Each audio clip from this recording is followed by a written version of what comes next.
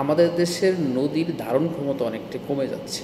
মূল কারণ হচ্ছে আমরা এই নদীতে কলকারখানার বজ্র থেকে শুরু করে পারিবারিক সকল বজ্র পদার্থ এই নদীতে আমরা ফেলে ফেলে দিচ্ছি। এছাড়াও আছে বোতল, কাগজ, প্লাস্টিক, যাচ্ছে তাই সবগুলো আমরা ফেলে দিচ্ছি। এই ফেলে দেওয়ার কারণে নদীর তলানিতে জমে যাচ্ছে এবং নদীর ধারণ ক্ষমতা, পানির ধারণ ক্ষমতা আস্তে আস্তে কমে যাচ্ছে।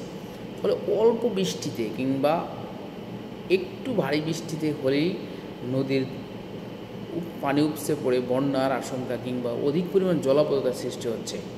এছাড়াও আমরা যে এই মাটির পিএইচ রক্ষার ক্ষেত্রে বা পিএইচ রক্ষা করতে পারতেছি না শুধুমাত্র পলিথিন ব্যবহারের কারণে। এছাড়াও আমাদের ওজোন স্তরটা, বিশেষ করে O3টা আস্তে আস্তে বায়ুমণ্ডলের হাইটটা কমে যাচ্ছে, উচ্চতাটা কমে যাচ্ছে। ফলে আয়তনটা, পৃথিবীর যে আয়তনটা আস্তে আস্তে সংকুচিত হয়ে আসতেছে। তার কারণে শীতকালে প্রচুর পরিমাণ শীত হচ্ছে এবং গরমকালে প্রচুর পরিমাণ গরম হচ্ছে।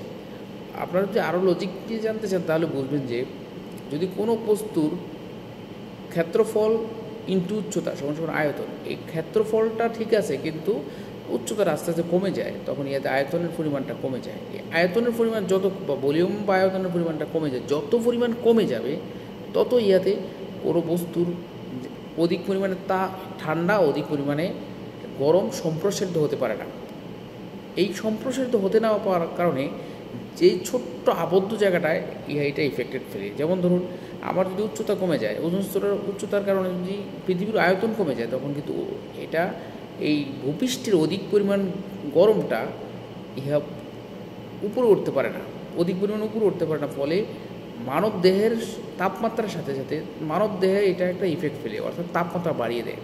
আবার যখন শীতকালে ভূপৃষ্ঠের অধিক পরিমাণ ঠান্ডা উপরে শোষণ করে নিতে পারে না, O3 বা ওজন স্তরটা নেমে যাওয়ার কারণে ফলে অধিক পরিমাণ ঠান্ডা লাগে। বিশেষ করে উত্তরবঙ্গগুলো -ডিগ্রি-সেন্টিগ্রেডে চলে আসে, যা খুবই অসহনীয়। আবার গরমকালে অধিক পরিমাণ গরম হয়, 42-43 ডিগ্রি তাপমাত্রা, যা খুবই অসহনীয়। তো এই যে বিপর্যয়টা, পরিবেশের সাথে আমাদের সামঞ্জস্য কতগুলো আনুষঙ্গিক বিষয় আছে, এই বিষয়গুলো নিয়ে আমরা যথেষ্ট পরিমাণে সচেতন না বলে আমাদের এই সমস্যা থেকে একটাই উত্তরণের রাস্তা হচ্ছে আমাদের নিজেদের সচেতন হতে হবে। আমাদের ভবিষ্যৎ প্রজন্মকে রক্ষা করার জন্য আমরা নিজেরাই কিছু করতে হবে, আর না হয় আমাদের দ্বারা সম্ভব না ভালো কিছু করা। তো আসুন আমরা শপথ নিই, ভবিষ্যৎ প্রজন্মকে সঠিকভাবে ধরে রাখতে বা ভবিষ্যৎ প্রজন্মকে সঠিকভাবে পরিচালিত করে সুন্দর ও মানবিক গঠন করার ক্ষেত্রে আমরা পরিবেশ বাঁচানোর জন্য যত পদক্ষেপ নেওয়া দরকার আমরা সেটা নেব। বিশেষ করে পলিথিন ব্যবহার নিষিদ্ধ করতে হবে, বিশেষ করে গাছপালা নিধন সম্পর্কে সম্যক ধারণা নিতে হবে। একটা গাছ লাগালে, একটা গাছ কাটলে 10টা গাছ কাটার রীতি নেওয়াজ তৈরি করতে হবে। মানুষের মধ্যে এই সচেতনতা উদ্বুদ্ধ করতে হবে যেন গাছ না কাটে, অধিক পরিমাণে গাছ না কাটে। যতটুকু প্রয়োজন, একটা গাছের যদি প্রয়োজন হয়ে যায় তো সেখানে যেন 10টা গাছ লাগায়, এইভাবে উপলব্ধ করাতে হবে। একটা প্রবাদ আছে, গাছ যদি অক্সিজেন ফল নাও দেয়, কাঠ নাও দেয়, তবে অক্সিজেন দেবে, এটা সত্য। অর্থাৎ আল্লাহর প্রদত্ত যে অক্সিজেনটা সেটা খুব মানুষের প্রয়োজন।